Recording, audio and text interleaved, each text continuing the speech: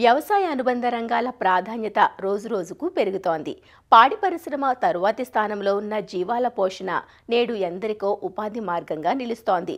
అయితే పెంపకం లాభసాటిగా సాగాలంటే తక్కువ ఖర్చుతో తక్కువ కాలంలో మంద త్వరితంగా అభివృద్ధి చెందాలి. సాధారణంగా గొర్రెలు సంవత్సరంలో 3 కాలాల్లో ఎదకు వస్తాయి.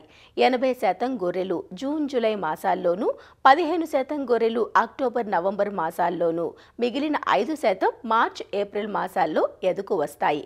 జూన్ జూలై మాసాల్లో కట్టిన గొర్రెలు ఈతకొచ్చే సమయం ఇది. కాబట్టి రైతులు ఈ సమయంలో మెలకువతో వ్యవహరించాలి. పిల్లల సంరక్షణలో కొన్ని యాజమాన్యపు మెలకువలు పాటించాలంటూ తెలియజేస్తున్నారు నంద్యాల జిల్లా యాగంటిపల్లి కృషి విజ్ఞాన కేంద్రం శాస్త్రవేత్త డాక్టర్ కృష్ణమూర్తి. ప్రస్తుతం ఈ యొక్క గొర్రె పిల్లలు అనేటువంటిది ఈ యొక్క ఈనడం అనేటువంటిది సీజన్ అనేటువంటిది మొదలైంది.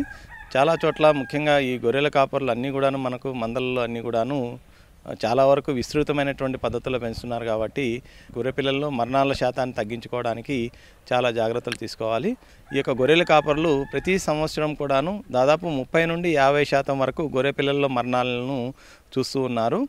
దీనికి ముఖ్యంగా మనము పుట్టినటువంటి మొదటి రోజు నుండి కూడాను మనం దాన్ని 3 నెలల వరకు శాస్త్రీయపరమైనటువంటి యాజమాన్య పద్ధతులు కానీ పాటించినట్లయితే గొర్రె పిల్లలను బాగా పెరిగేటట్టుగా చేసి మనం మంచి ఎక్కువ ఆదాయాన్ని లాభాలను పొందడానికి అవకాశం ఉంది. కాబట్టి ఈ పుట్టినటువంటి పిల్లలను మనం తగినంత జాగ్రత్తతో పెంచాల్సినటువంటి అవసరం ఉంది. అందులో ముఖ్యంగా గొర్రె పిల్లలకు కావాల్సినటువంటి ఈ యొక్క వ్యాధి నిరోధక శక్తి అనేటువంటిది దాని యొక్క తల్లి నుండి వచ్చేటువంటి ముర్రుపాలు లేదా జున్నుపాల నుండి లభిస్తుంది. కాబట్టి వీలైనంత వరకు పిల్ల అనేటువంటిది పుట్టిన గంట లోపల వీలైనన్ని ఎక్కువ సార్లు తల్లి దగ్గర నుండి ఈ యొక్క ముర్రుపాలు అనేటువంటిది తాపించడం అనేటువంటిది తప్పనిసరిగా చేయాలి. ఆ వ్యాధి నిరోధక కారకాలు కేవలం గంట సేపు మాత్రమే ఈ పిల్ల యొక్క చిన్న ప్రేగులో పీల్చుకోవడానికి వీలవుతుంది. కాబట్టి వీలైనంత వరకు గంట సేపు లోపు ఈ యొక్క ముర్రుపాలని తాపించడం అనేటువంటిది విధిగా చేసినట్లయితే చాలా వరకు ఈ యొక్క పిల్లల్లో మరణాలని మనము తగ్గించడానికి వీలవుతుంది. కాబట్టి జున్నుపాలు లేదా ముర్రుపాలు అనేటువంటిది తాపించాలి. చాలా వరకు 2వ రోజు నుండి మనము గొర్రె పిల్లలకి ఒక యాంటీబయాటిక్ మందుని తాపించాల్సినటువంటి అవసరం ఉంది. ఎందుకంటే ఈ యొక్క పాలు అనేటువంటిది ఈ యొక్క పిల్ల తాగుతూ ఉన్నప్పుడు ఈ మొదటగా వచ్చేటువంటి ఇన్ఫెక్షన్ అంతా కూడాను పిల్లకి ఈ తల్లి పొదుగు నుండే వస్తుంది. ఎందుకంటే తల్లి నేల మీద పడుకున్నప్పుడు ఆ యొక్క సూక్ష్మజీవులన్నీ కూడాను ఆ పొదుగుకి అంటుకొని ఉంటాయి.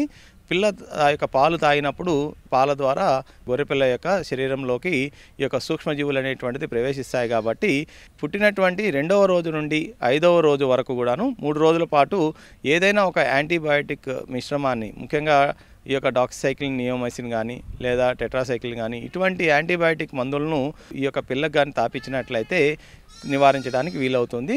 తద్వారా పిల్లలు పారుకోవడం కూడా నివారించవచ్చు. 5వ రోజు నుండి 7వ రోజు వరకు ఈ జీర్ణశక్తిని మనం పెంపొందించడానికి గాను ఇక లివర్ టానిక్ను మనం తాపించాల్సి ఉంటుంది. దీనివల్ల జీర్ణశక్తి అనేటువంటిది పెరిగి ఈ యొక్క పాలు అరుగుదల కానీ అలాగే మనకు ఆహారం తీసుకోవడం అనేటువంటిది బాగుంటుంది, ఆకలి అనేటువంటిది బాగా అవుతుంది. కాబట్టి ఈ యొక్క లివర్ టానిక్ అనేటువంటిది మనం తాపించాల్సినటువంటి అవసరం ఉంది. వీటిల్లో గొర్రె పిల్లల్లో ముఖ్యంగా పెరిగే కొద్దీ వాటి యొక్క పాల యొక్క అవసరం అనేటువంటిది ఎక్కువగా అవుతూ ఉంటుంది. కాబట్టి తల్లుల దగ్గర నుండి సరిపడినంత పాలు లభించినప్పుడు ఈ యొక్క గొర్రె పిల్లలలో బలహీనత అనేటువంటిది ఏర్పడి పెరుగుదల అనేటువంటిది మందగిస్తుంది. కాబట్టి వాటికి మనం ప్రత్యామ్నాయమైనటువంటి మార్గాలను మనం అన్వేషించాల్సినటువంటి అవసరం ఉంది. అంటే పాలు అనేటువంటిది సరిపోనప్పుడు చాలా వరకు మనము ఈ యొక్క గేదె పాలు కానీ ఆవు పాలు కానీ తాపుతూ ఉంటాం. అయితే ఈ గేదె పాలు ఆవు పాలల్లో తాపడం వల్ల 2 రకాలైనటువంటి నష్టాలు ఉన్నాయి. ఒకటి, వీటిల్లో ఈ యొక్క వెన్న శాతం అనేటువంటిది లేకపోతే వాటిలో ఉన్నటువంటి సాలిడ్స్ అనేటువంటి ఎక్కువగా ఉండడం వల్ల జీర్ణశక్తి అనేటువంటి తక్కువగా ఉండి, అంటే అరుగుదల అనేటువంటి తక్కువగా ఉండి పారుకునేదానికి అవకాశం ఉంది. రెండవది, పాలు తాపుతున్నప్పుడు ఇన్ఫెక్షన్స్ కూడా వచ్చేదానికి అవకాశం ఉంది. కాబట్టి వాటికి బదులుగా మనకు బెంగళూరులో ఉండేటువంటి NIANP సంస్థ వాళ్ళు రూపొందించినటువంటి ఒక మిల్క్ రీప్లేసర్ అనేటువంటిది, పాల పొడి అనేటువంటిది మనకు దొరుకుతుంది. దీనిని మనము ఈ యొక్క ప్రతిరోజు కూడాను 50 గ్రాములు మనం వేడి నీళ్ళల్లో బాగా కరిగించి దాన్ని మనం కానీ తాపినట్లయితే పిల్లలకి ఈ యొక్క పాలు ఏదైతే తక్కువగా దొరుకుతున్నాయో వాటిని మనము అధిగమించవచ్చు. అలాగే పెరుగుతున్న కొద్దీ ఈ యొక్క పిల్లలకు పోషకాల అవసరం అనేటువంటిది ఎక్కువగా ఉంటుంది. కాబట్టి వాటి యొక్క అవసరానికి తగినట్టుగా మనం ఆహారాన్ని అందించాలి. అందుకోసం అని చెప్పి 2 వారాల తర్వాత నుండి మనం వీటికి క్రీప్ దానా అనేటువంటి దానాను మనం అలవాటు చేయాల్సి ఉంటుంది. ఈ క్రీప్ దానాలో దాదాపు 20% వరకు మనకు మాంసకృతులు ఉంటాయి కాబట్టి ఈ మాంసకృతులు అనేటువంటిది వాటి యొక్క పెరుగుదలను బాగా వృద్ధి చేస్తాయి కాబట్టి అటువంటి క్రీప్ దానాన్ని మనము ఈ 2వ వారం తర్వాత నుండి పిల్లలు తినేటట్టుగా మనం అలవాటు చేయాలి. ప్రతిరోజు కూడా ఒక్కొక్క పిల్లకు 50 గ్రాముల నుండి మొదలుపెట్టి 3 నెలల లోపు మనం నెమ్మదిగా పెంచుకుంటూ 200 గ్రాముల వరకు కూడా ఈ క్రీప్ దానాన్ని మనం తినిపించవచ్చు. దీనివల్ల మనకు పాలు అనేటువంటిది అందకపోయినా సరిపోకపోయినా ఈ క్రీప్ దానా వల్ల వాటికి కావాల్సినటువంటి పోషకాలు అనేటువంటివి లభిస్తాయి కాబట్టి ఈ క్రీప్ దానాను మనం తినిపించాల్సినటువంటి అవసరం ఉంది.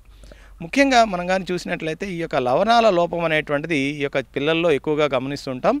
దానివల్ల ఈ యొక్క మట్టి నాకడము అలాగే గోడలు నాకడము ఇటువంటి వాటి వలన ఈ యొక్క పారుకోవడము తద్వారా చనిపోవడం అనేటువంటిది ఈ యొక్క గొర్రెల కాపరులందరూ ఎదుర్కొంటున్నటువంటి ప్రధానమైన సమస్య. విధిగా ఈ యొక్క పిల్లలు ఉంచేటువంటి ప్రదేశంలో లవణ ఇటుకలను వేలాడదీయాల్సినటువంటి అవసరం ఉంది. ఈ లవణ ఇటుకలను వేలాడదీయడం వల్ల గొర్రెలు వాటికి అవసరమైనటువంటి లవణాలను ఆ ఇటుకను నాకడం ద్వారా ఈ యొక్క లోపాలు అనేటువంటిది నివారించబడతాయి.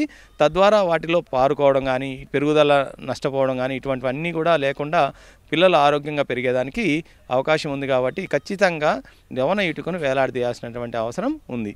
అలాగే మనం గొర్రె పిల్లలన్నిటికీ విధిగా 15వ రోజున మనం ఈ యొక్క నట్టల నివారణ మందు అనేటువంటి తాపించినట్లయితే గొర్రె పిల్లల్లో గ్రోత్ రేట్ అంటే పెరుగుదల రేటుని అభివృద్ధి చేసుకోవచ్చు. తద్వారా 3 నెలల వయసుకి 12 నుండి 15 కేజీల బరువు పెరిగేటట్టుగా మనం చూసుకోవచ్చు. తర్వాతి దశలో ఈ ఫ్యాటనింగ్ స్టేజ్లో ఇవి యొక్క గ్రోత్ రేట్ అనేటువంటిది చాలా ఎక్కువగా ఉండేదానికి అవకాశం ఉంది కాబట్టి ఇప్పుడు చెప్పినటువంటి చర్యలన్నింటినీ కూడా గొర్రెల కాపర్లు పాటించినట్లయితే గొర్రె పిల్లల్లో మరణాల శాతాన్ని తగ్గించుకోవచ్చు.